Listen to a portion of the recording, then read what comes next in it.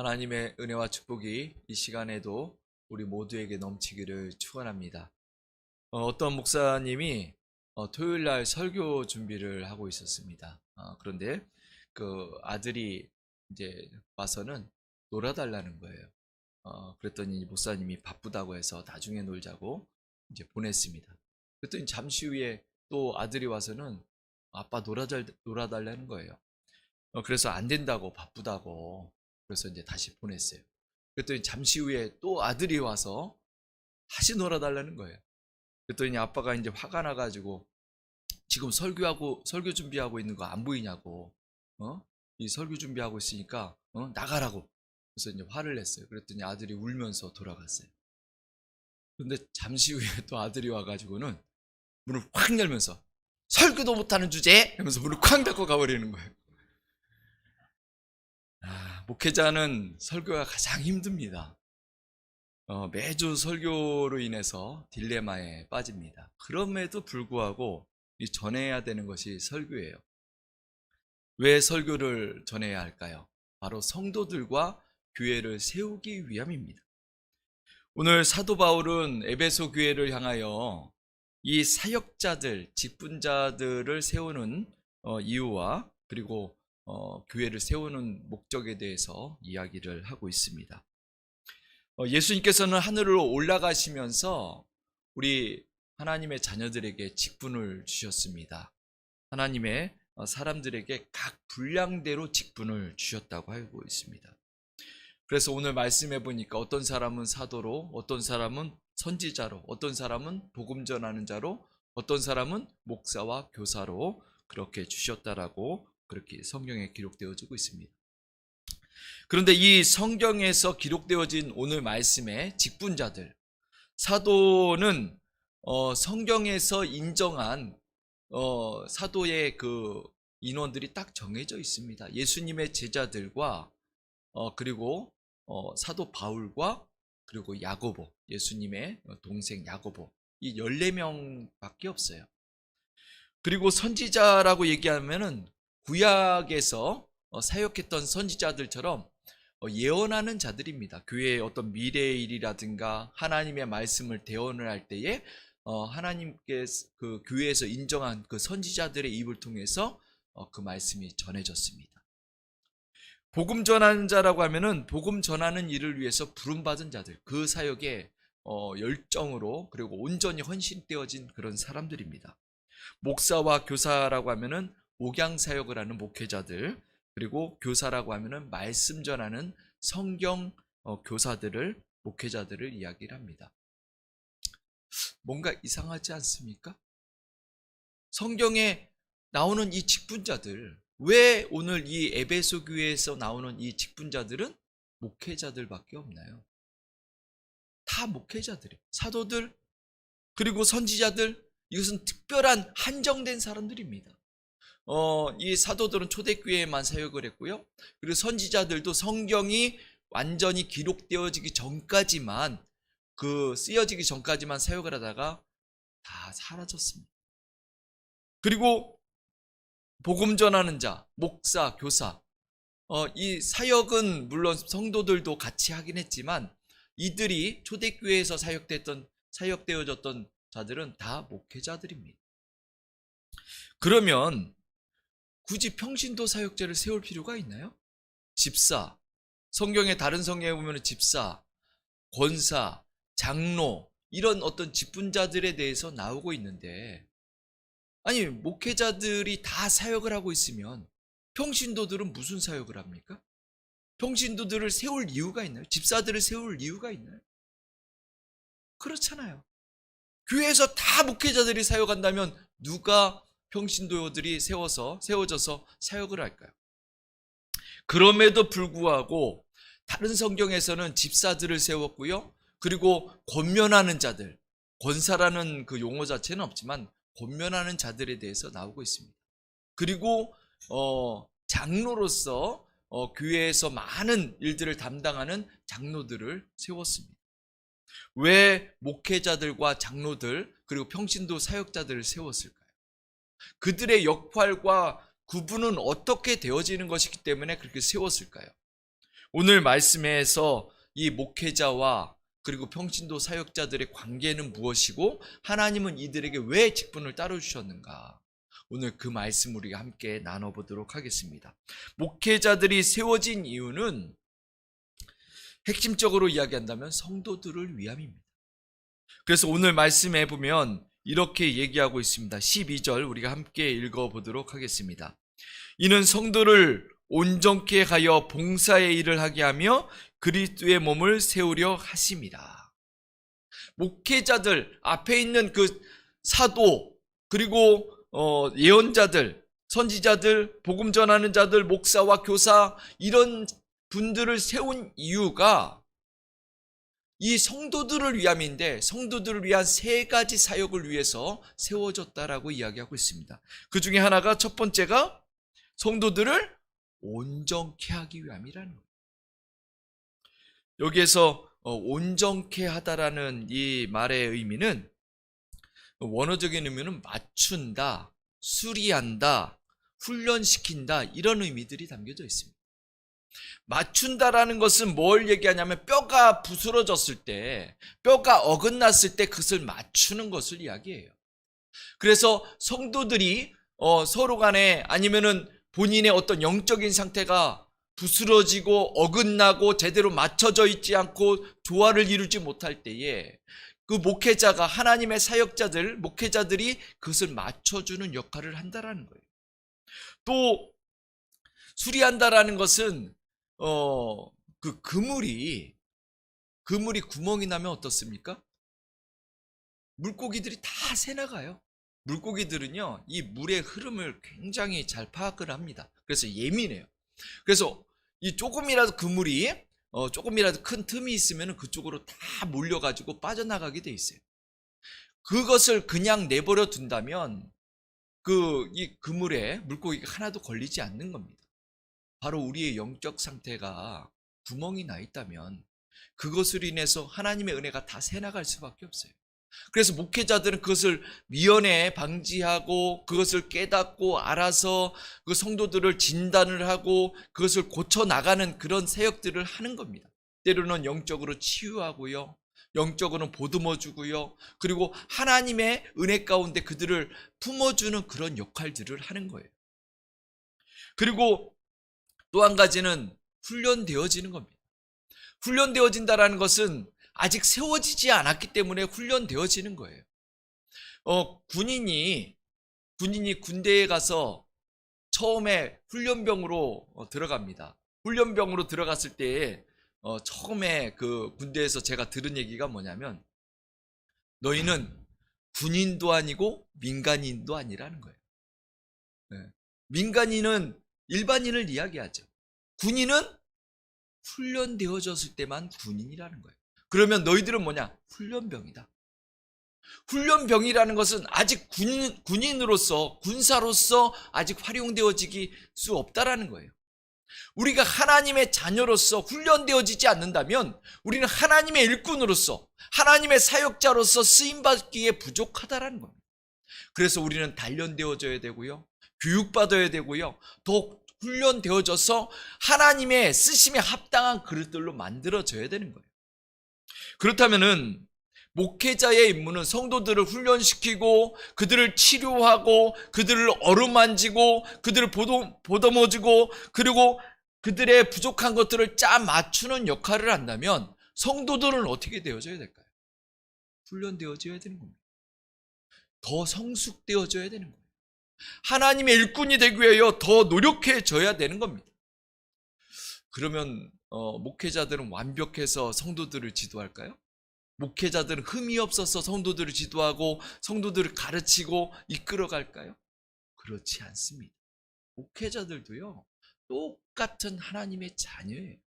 그럼에도 불구하고 목회자들에게는 성도들을 가르치는 임무가 주어졌고 성도들은 훈련받아서 사역자로 바뀌어지는 그런 임무가 주어진 겁니다. 서로 각자에서 성장되어지는 거예요. 목회자는 가르치면서 성장하는 거고 성도들은 배우면서 성장되어지는 겁니다. 하나님 앞에 우리는 다 부족합니다. 완전체가 아니에요. 그러나 우리는 점점 성장되어져 가는 것, 그것이 하나님이 우리에게 바라보시는 시선이고 원하시는 모습입니다. 완전체 완벽되어지진 않았지만 성장되어져 가는 모습을 하나님은 보기를 원하십니다. 우리의 성장을 통하여 주님의 기쁨이 되어지는 주의 자녀들 되기를 축원합니다.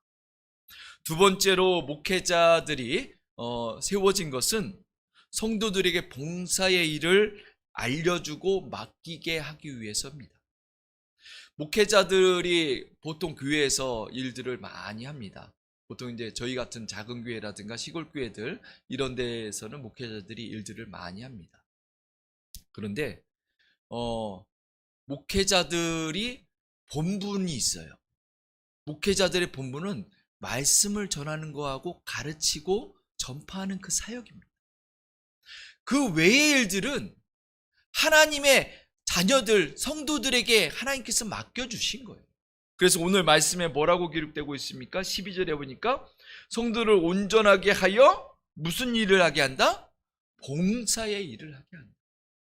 이 봉사라는 이 단어는 디아코니아라고 합니다. 성경에 이 원어가 디아코니아예요. 디아코니아라는 이 뜻은 종이 수종 드는 것을 이야기를 합니다. 수종 들고 보필하고 하는 것을 이야기를 해요. 여기에서 디아코니아에서 나온 단어가 디콘인데요. 이게 뭐냐면 집사예요, 집사.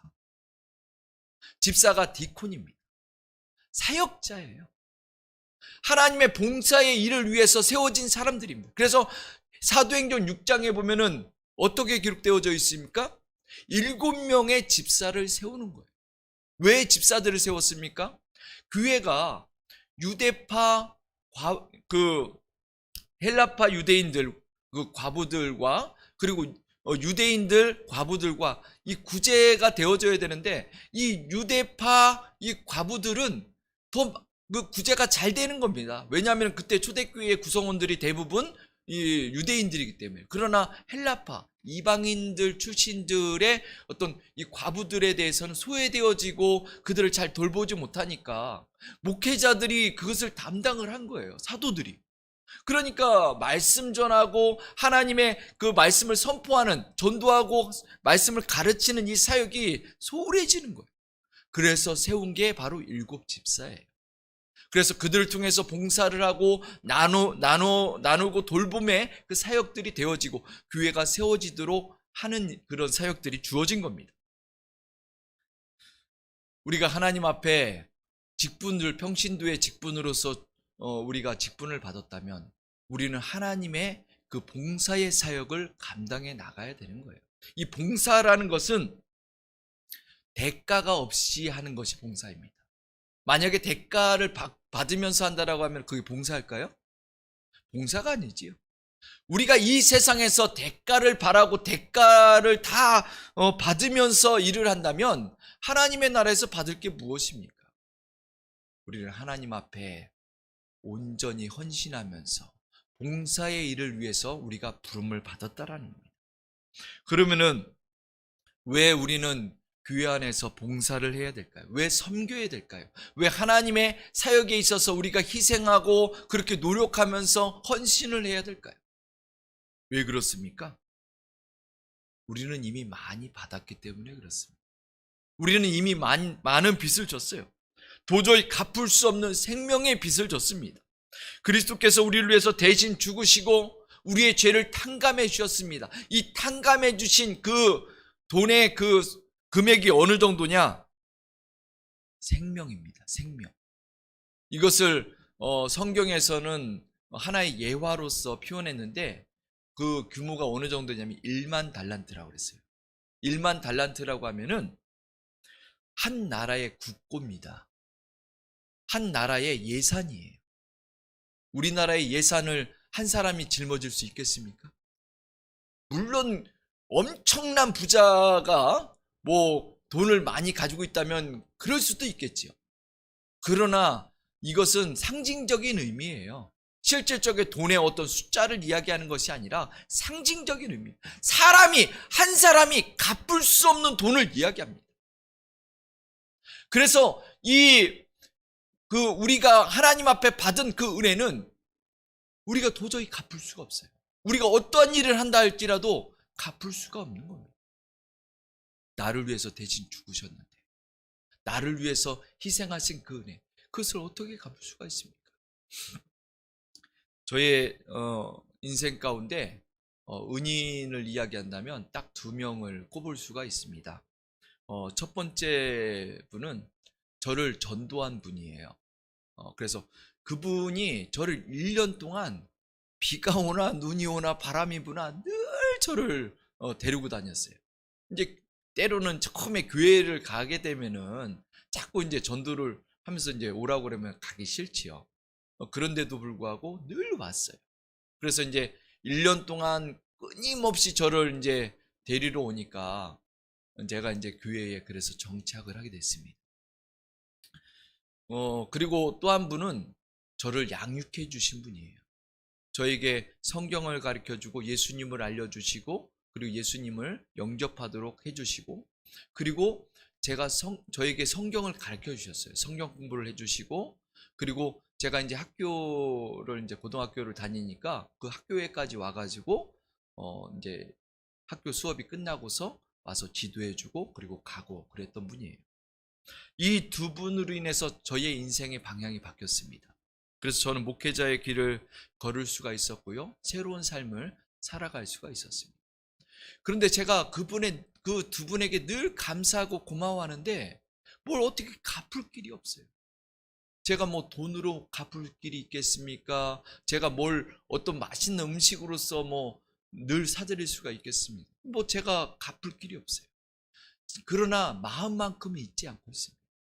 그러면서 제가 그들에게 보답하는 길이 뭔가?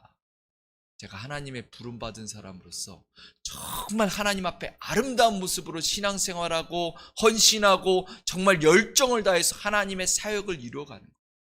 하나님의 나라를 확장시키고 하나님의 그 기쁨이 되어지도록 살아가는 것. 그 모습을 잃지 않고 그 길을 걸어갈 때에 그 모습을 본다면 그 선배들이 저를 보면서 기뻐하지 않을까.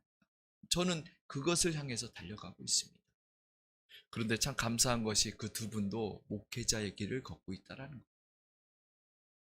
우리는 이런 세상 가운데서 은혜를 주신, 그리고 우리에게 많은 자극을 준, 인생의 어떤 삶을 이끌어준 선배들이라든가 의인들에게도 감사를 할 텐데, 하물며 나를 위해서 죽어주신 분, 나에게 생명을 주신 분, 나를 살려주신 분, 사망의 그 골짜기에서 우리를 건져주신 그분, 그 예수님에게 우리가 감사할 수 없다라는 것은 우리는 배은망덕입니다. 우리가 정말 하나님 앞에 평생을 갚아도 갚을 수 없는 그 은혜, 우리가 늘 주님 안에서 섬김의 자세로 봉사로서 나아가시기를 축원합니다. 그래서 주님은 우리의 섬김을 받기를 원하셔요. 이 예배 드리는 것, 이것도 주님을 섬기는 방법 중에 하나입니다. 그래서 이 예배를 영어로 월십 서비스라고 합니다. 하나님 앞에 경배 드리면서 섬기는 거예요. 그래서 우리가 예배를 진실되게 드릴 때 주님은 기뻐 받으시는 겁니다. 그리고 우리의 삶을 통해서 헌신하고 우리가 할 수 있는 한 열정과 노력을 다해서 최선을 다해서 주님을 기쁘시게 하면서 주님의 마음을 흡족하게 미소 짓게 만들 수 있는 저와 여러분들 되기를 축원합니다.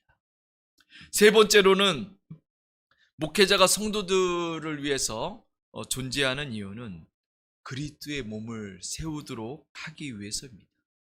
성도들이 그리스도의 몸을 세우는 그 역할을 감당하도록 돕는 사역이 바로 목회자의 일이에요. 이 세운다라는 그 말은 건축 용어입니다. 집이 세워지는 것, 이 건축되어지는 것을 이야기하는 거예요. 그래서 이 성도들은 이 교회의 머리는 예수 그리스도이기 때문에 그 몸된 그 교회, 주님의 몸된 교회를 세워져 나가는 겁니다. 세워 나가는 거예요. 그래서 각 지체들이 되어서 그래서 자신들에게 주어진 은사와 그 역할들을 감당해 나가는 것, 그것이 바로 세워 나가는 그런 모습입니다. 각 지체가 성도가 자기 멋대로 움직인다면 어떻게 될까요? 주님의 통제를 받지 않고 주님 안에서 아름다운 모습으로 성장되어지고 하나님의 일을 해야 되는데, 서로 각자 자기가 원하는 대로 가고 싶은 대로 움직인다면 어떤 일들이 벌어집니까? 교회가 4분의 5일 찢어지는 겁니다. 교회가 무너지는 거예요. 다툼이 있고요. 분열이 있고요. 그리고 서로 간에 분쟁이 있는 겁니다. 어떤 교회가 둘로 쪼개졌어요. 그런데 그 쪼개진 이유가 뭐냐고 물어봤더니 감자 때문입니다. 감자를 소금에 찍어 먹냐 설탕에 찍어 먹냐 이거 가지고 싸우다가 막 어디 강원도에서는 뭐 소금에 찍어 먹는다, 어디서는 설탕에 찍어 먹는다, 막 서로 막 싸우다가 둘로 쪼개졌다는, 이게 말이 되는 얘기입니까? 그런데 이런 일들이 비일비재하게 일어나는 게 한국 교회예요.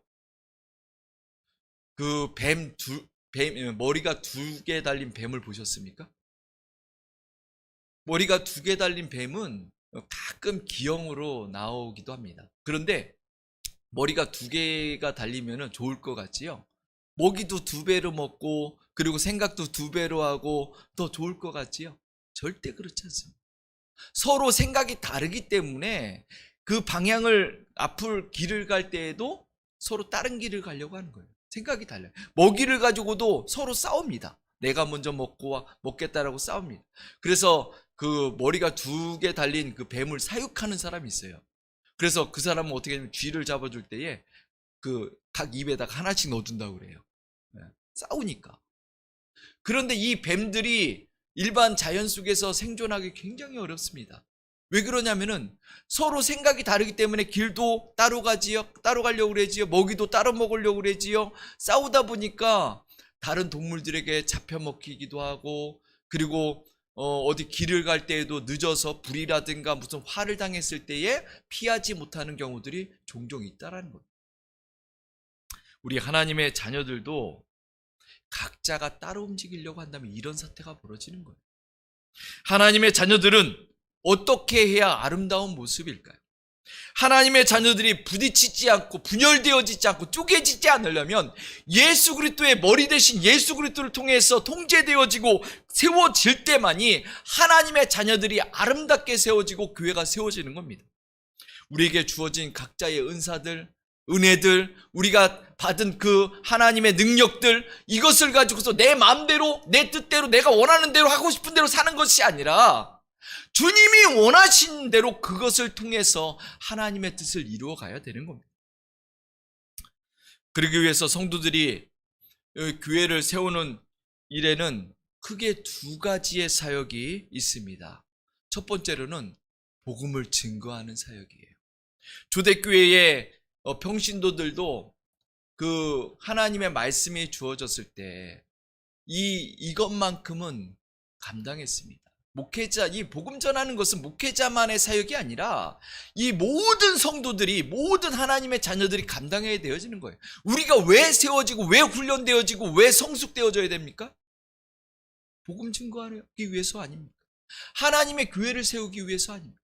그래서 우리는 그것을 위해서 우리는 성숙되어지는 거예요. 복음을 증거하는 일, 하나님의 그 자녀로서 많은 영혼들을 주님 앞으로 돌아오게 하는 일, 이것이 바로 하나님의 사역 중에 우리가 감당해야 될 그런 일입니다. 또 한 가지는 사람을 세우는 겁니다. 내가 주님 앞에 먼저 일꾼으로 세워졌다면 나를 통해서 다른 사람들이 세워지는 거예요.